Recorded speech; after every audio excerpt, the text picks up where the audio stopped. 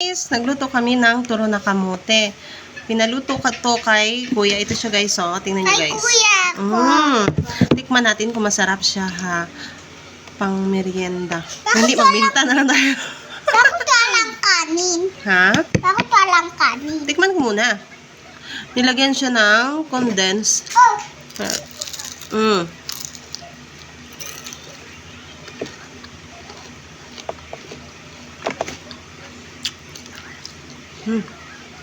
Crunchy.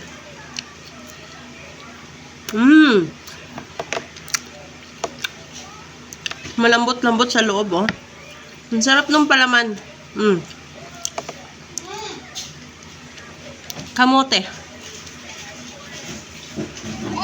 Gusto ko. Yummy. Ang sarap. Ang sarap niya, guys.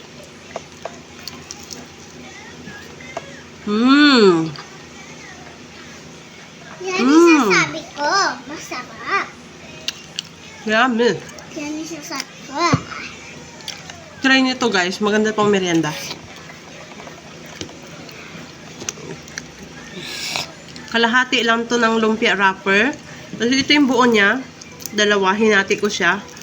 So, makakapag-ano ka ng dalawa. Marami akong nagawa, guys. Tingnan nyo naman ito, oh. Sobrang dami. Shout out nga pala doon sa may-ari ng kamote.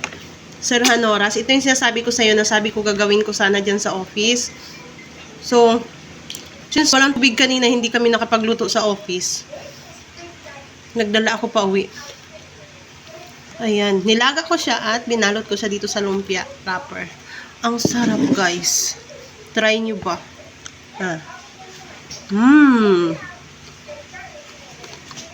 Yummy. Kain tayo.